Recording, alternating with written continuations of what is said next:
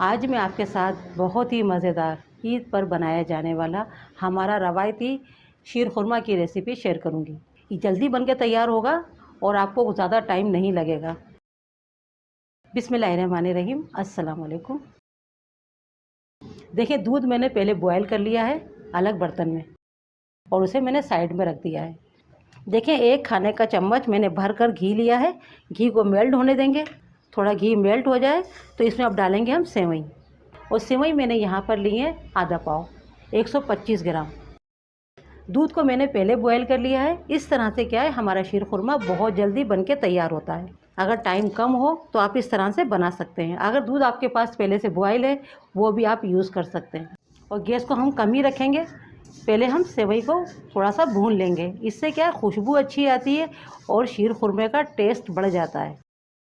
देखिए, सेवइयों को हमने भून लिया है। ज़्यादा नहीं भूनना होता है क्योंकि ये पहले से ही भुनी हुई सेवई होती है। बस 3 से 4 मिनट भून लें। अब इसी के साथ डाल देंगे कुछ ड्राई फ्रूट। मैंने पिस्ता लिया है, बादाम लिया है, काजू लिया है और थोड़ा सा मैंने लिया है खोपरा, कद्दूकस करके। इसमें खोपरे का जायका बहुत अच्छा आता है अगर आप भून के डालते हैं तो। कद्दूकस कर लें या आप छुरी से बारीक बारीक कट कर लें। इसे भी हम स्लो गैस के ऊपर थोड़ा भून लेंगे। भैया, ख्याल रखना होता है कि हमारे ड्राई फ्रूट जले नहीं। देखिए, कम ज़्यादा आप ले सकते हैं ड्राई फ्रूट। अगर ना डालना चाहें तो नहीं डालिए, तब भी अच्छा बनेगा।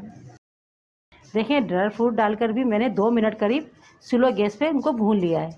अब इसी वक्त डाल देंगे हम दूध। देखिए, दूध मैंने लिया था 1 लीटर और दूध को मैंने पहले बॉयल कर दिया था। इससे क्या है, जल्दी से बॉयल आ जाता है और शीर खुरमा जल्दी बन के तैयार होता है। आप कोई भी दूध ले सकते हैं, फुल क्रीम ले लें, फुल फैट ले लें।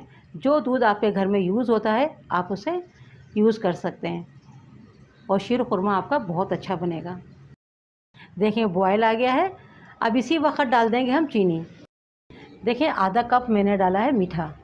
मीठा आप अपने मुताबिक कम ज़्यादा कर सकते हैं। जितना मीठा खाना आप पसंद करते हैं उतना मीठा आप डाल सकते हैं। कुछ लोगों को ज़्यादा मीठा पसंद होता है, कुछ लोगों को कम। और साथ ही डाल देंगे इलायची पाउडर। देखिए, मैं यहाँ पर 4 इलायचियों को मैंने पाउडर बना लिया है, ये भी डाल देंगे। गैस को थोड़ा कम कर देंगे और अब पकने देंगे शीर खुरमे को जब तक ये थोड़ा सा इसमें थिकनेस ना आ जाए। देखिए, पकते हुए 5 से 6 मिनट हो चुके हैं। अच्छे से थिक हो गया है। हमें इतना ही थिक चाहिए।